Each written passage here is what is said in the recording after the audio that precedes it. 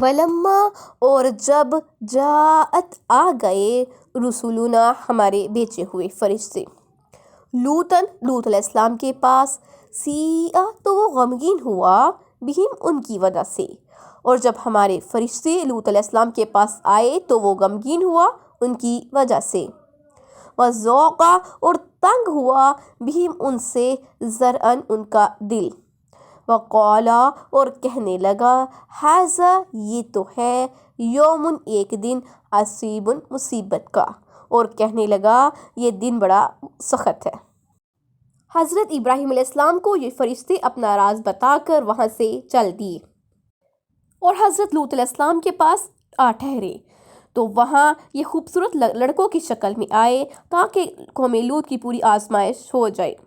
حضرت لوط ان مہمانوں کو دیکھ کر سخت گھبرا گئے، دل ہی دل میں پریشان ہونے لگے کہ اگر انہیں مہمان بناتا ہوں تو ہو سکتا ہے کہ لوگ ان کے پیچھے پڑ جائیں، اگر مہمان نہیں رکھتا تو ہو سکتا ہے کہ یہ انہی لوگوں کے ہاتھوں لگے جائیں۔ تو زبان سے نکل بھی گیا کہ آج کا دن بڑا ہیبت ناک ہے، قوم والے اپنی شرارت سے باز نہیں آئیں گے، مجھ میں ان کا مقابلہ کرنے کی سخت نہیں ہے۔ وجاءہ اور آئے اس کے پاس قومہ اس کی قوم کے لوگ، یحرعون الیہ اس کی طرف دوڑتے ہوئے، اور ان کے پاس ان کی قوم کے لوگ دوڑے دوڑے آئے، ومن قبل اور اس سے پہلے ہی کانوا یعملون وہ عمل کیا کرتے تھے، السیئات برے، اور وہ پہلے ہی سے برے کام کیا کرتے تھے۔ قال تو لوط علیہ السلام نے کہا یا قومی اے میری قوم، ہؤلاء یہ ہیں بناتی میری بیٹیاں۔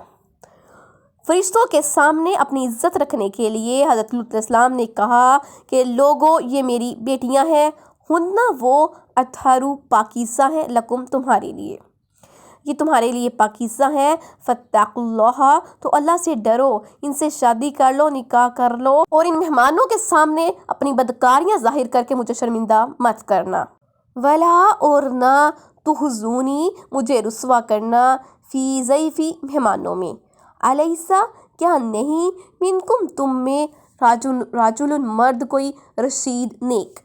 مجھے مہمانوں کے سامنے شرمندہ نہ کرنا، تو کیا تم میں کوئی ایک بھی معقول آدمی نہیں ہے؟ اس بستی کے لوگوں نے حضرت لوط علیہ السلام سے کہہ رکھا تھا کہ دیکھو کسی باہر والے کو اپنے ہاں مت ٹھہرانا، ہم سب کچھ وہی کریں گے جو کیا کرتے ہیں۔ تو آپ نے جب یہ حالت سنی تو جا کر چپکے سے انہیں اپنے گھر لے آئے، کسی کو کانو کان خبر نہ ہونے دی مگر آپ کی جو بیوی تھی جو قوم سے ملی ہوئی تھی، اسی کے ذریعے بات نکل گئی۔ اب کیا تھا، لوگ بھاگے آئے، جسے دیکھو خوشیاں مناتا جلدی جلدی لپکتا ہوا چلا آتا۔ ان کی تو یہ خصلت ہو گئی تھی، اس سیاہ کاری کو انہوں نے اپنی عادت بنا لیا تھا۔ اس وقت اللہ کے نبی انہیں نصیحت کرنے لگے کہ اپنی ان بری عادتوں کو چھوڑ دو، اپنی خواہشیں عورتوں سے پوری کرو،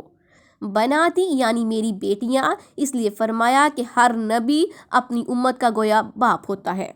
قرآن مجید کی ایک اور آیت میں ہے کہ اس وقت انہوں نے کہا تھا کہ ہم تو پہلے ہی آپ کو منع کر چکے تھے کہ کسی کو اپنے ہاں نہ ٹھہرانا۔ حضرت لوط علیہ السلام نے انہیں سمجھایا اور دنیا و آخرت کی بھلائی انہیں سمجھائی اور کہا کہ عورتیں ہی آپ کے لیے موزوں ہیں، ان سے نکاح کر کے ہی تم اپنی حرام کاریوں سے بچ سکتے ہو۔ قالوا تو وہ کہنے لگے لقد البتہ تحقیق علمت تو جانتا ہے کہ ما لنا ہمارے لیے نہیں ہے فی بناتک تیری بیٹیوں میں من حق کوئی حق، کوئی دلچسپی۔ تو وہ کہنے لگے تمہیں تو معلوم ہے کہ ہمیں تمہاری بیٹیوں سے کوئی دلچسپی نہیں ہے، وَإِنَّكَ اور بے شک تو لَتَعْلَمُ خوب جانتا ہے اور تجھے معلوم ہے کہ مَا نُرِيدُ جو ہم چاہتے ہیں، تجھے معلوم ہے جو ہم چاہتے ہیں۔ آپ نے فرمایا میری عزت کا خیال کرو، تم میں کوئی ایک بھی سمجھدار آدمی نہیں ہے؟ تو اس کے جواب میں ان سرکشوں نے کہا کہ ہمیں عورتوں سے کوئی سروکار نہیں ہے۔ تو یہاں بھی بناتکا یعنی تیری لڑکیوں کے لفظ سے مراد قوم کی عورتیں ہیں، اور تجھے معلوم ہے کہ ہمارا ارادہ کیا ہے، یعنی ہمارا ارادہ ان لڑکوں سے ملنے کا ہے، پھر جھگڑا اور نصیحت بے فائدہ ہے۔ قال تو وہ بولا لو کاش کے انا یہ بے شک لی میرے لیے بکم تم پر قوتاً کوئی قوت ہوتی۔ تو لوط علیہ السلام نے کہا کہ کاش میرے پاس کوئی قوت ہوتی مقابلے کی، او یا آوی میں پناہ لیتا الا طرف رکنن کسی سہارے کی شدید مضبوط، تو میرے پاس کوئی مضبوط سہارا ہی ہوتا۔ حضرت لوط علیہ السلام نے جب دیکھا کہ میری نصیحت ان پر اثر نہیں کرتی تو انہیں دمکایا کہ کاش میرے پاس کوئی قوت ہوتی، طاقت ہوتی، میرا کنبہ قبیلہ زور آور ہوتا تو میں تمہیں مزہ چکھا دیتا۔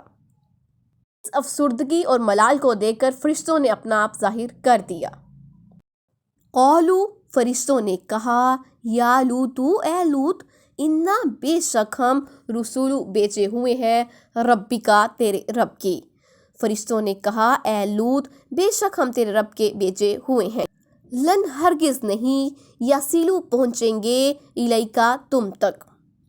فاسری تو نکل باہلکا اپنے گھر والوں کو لے کر، بقطع من اللیل رات کے کچھ حصے میں، ولا یلتفت اور مڑ کر مت دیکھنا۔ فرشتوں نے کہا اے لوط ہم تیرے رب کے بھیجے ہوئے ہیں، یہ لوگ ہرگز تم تک نہیں پہنچ سکیں گے، بس تم رات کے کچھ حصے میں اپنے گھر والوں کو لے کر چل دو۔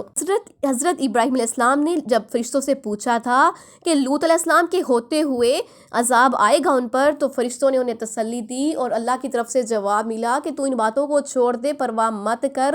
اللہ بڑا ہی دانا اور کارساز ہے۔ اس طرح اللہ تعالیٰ نے حضرت لوط علیہ السلام کو وہاں سے نکلنے کا حکم دیا۔ منکم تم میں سے احدن کوئی، اللہ سوائے امرأتکا تیری بیوی کے، سوائے تیری بیوی کے کوئی بھی پیچھے مڑ کر نہ دیکھے، انہو بے شک وہ مصیبہا پہنچ کر رہے گا، ما اصابہم جو پہنچنے والا ہے انہیں، انہ بے شک موعدہم الصبح وعدے کا وقت صبح کا ہے، الیسا کیا نہیں ہے الصبح صبح بقریب قریب، تمہاری بیوی کے سوا کوئی پیچھے مڑ کر نہ دیکھے۔ بات یہ ہے کہ جو عذاب اوروں پر نازل ہونے والا ہے وہی اس پر نازل ہوگا،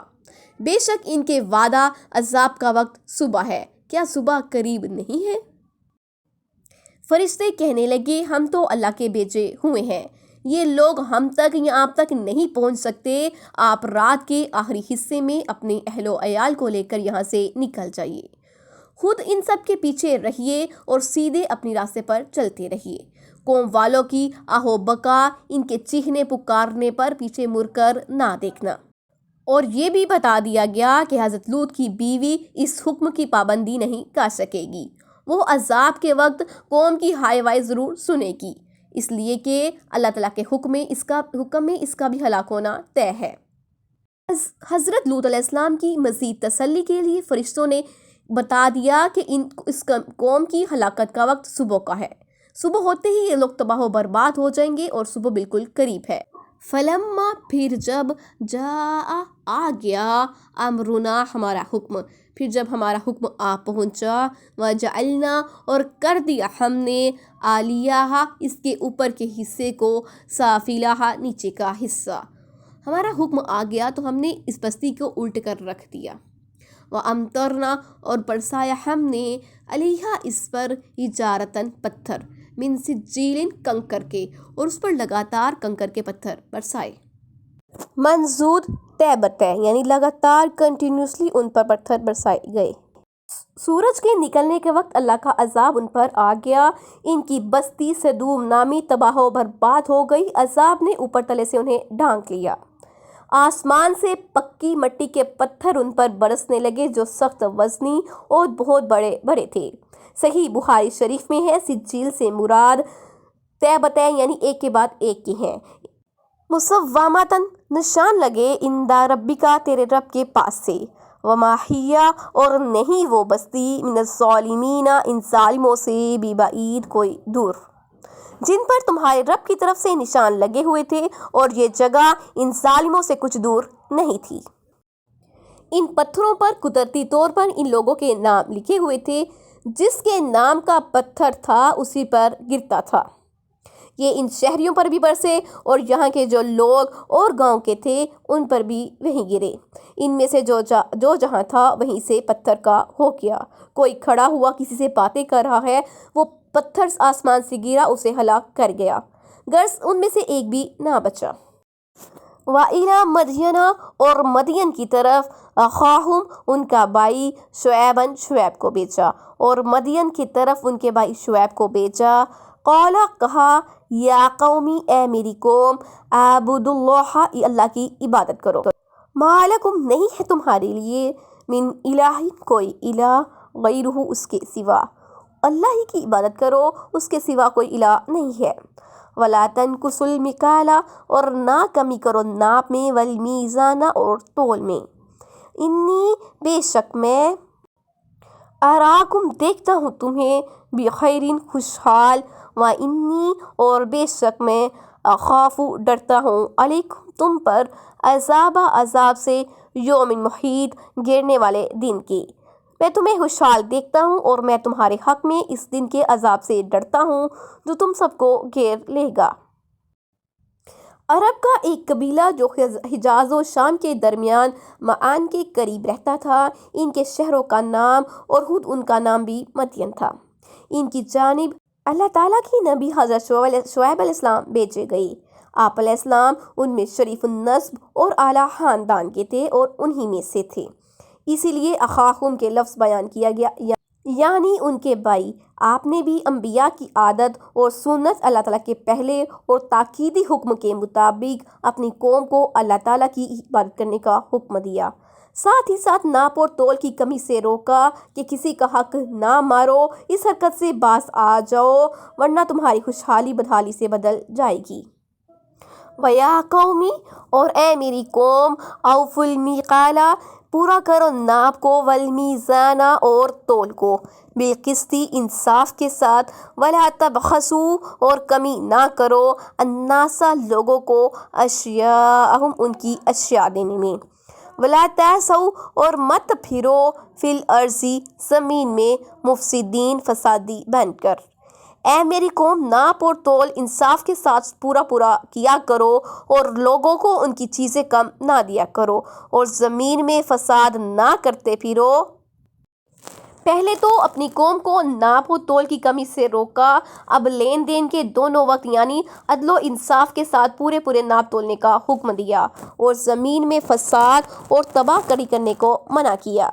ان میں ڈاکہ زنی بڑی بری عادت تھی۔ بقیت اللہ باقی بچا ہوا اللہ کا ہے، خیر بہتر، لکم تمہارے لیے، ان کنتم مؤمنین اگر تم مومن ہو۔